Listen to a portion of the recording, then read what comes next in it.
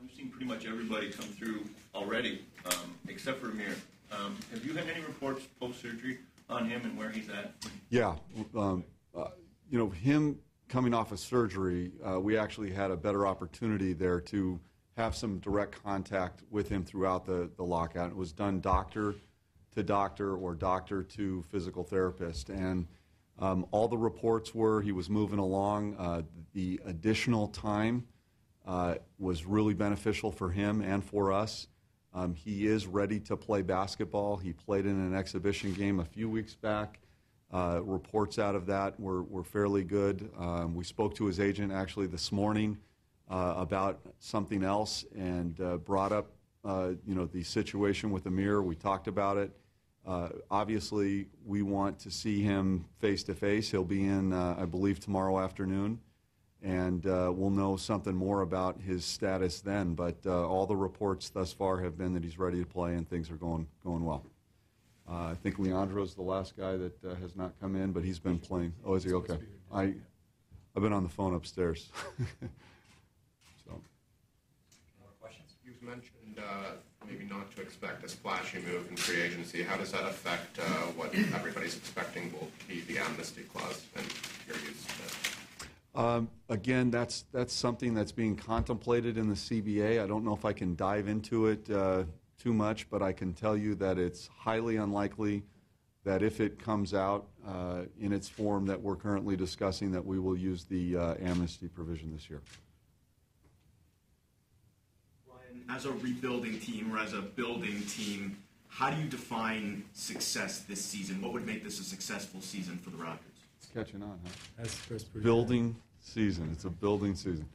I think what I described earlier, having a team that improves their defensive mindset, that a team that has a new system instilled or implemented, not just from a system standpoint, but from a culture standpoint. I think there's going to be some things that are handled differently this year, and we're all excited to see that. But the growth of these young players and the opportunity that they're going to have to play night in and night out against the best talent out there that's all positive. And again, to put ourselves in a position to hit the ground running the following season, that will be deemed a success. And when I say hit the ground running, it's going to be a group of guys that we'll have a much better feel for. We'll know who's going to stay and who's not going to stay. We'll be prepared to make adjustments to the roster based on the 2 picks that are coming in, Jonas Valanciunas and whoever we end up with in the June draft.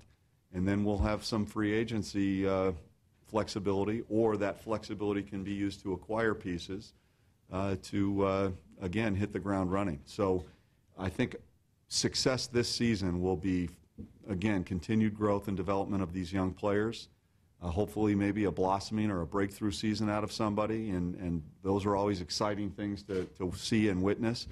But it's also making sure that the final game that we play, whether it's the regular season or a playoff game, that we have laid the foundation for what's next. You guys want to add to that? Nope. With 2 rookies coming next year, when should we start to expect the Raptors to enter the season expected to make the playoffs? I appreciate the question, but I've told you I expect to make the playoffs every year based on what I'd like to do. I like to win basketball games. And, I don't like to put timelines on things. Clearly, when you initiate this process, it takes time to get back there. And when Chris Bosh decided to leave, we decided to go a separate direction, a different direction, and this is where we find ourselves. But we've situated ourselves in a very positive way. When it happens, it's going to be a fantastic celebration, and we're all going to be very happy. But we're not going to be happy with just that. It's where can we take it to the next level? When are we going to win a playoff series? When are we going to advance beyond that? When are we going to get to the conference finals, and when are we going to get to the finals? But I don't want to put a timeline or an estimation on it because those things never seem to pan out.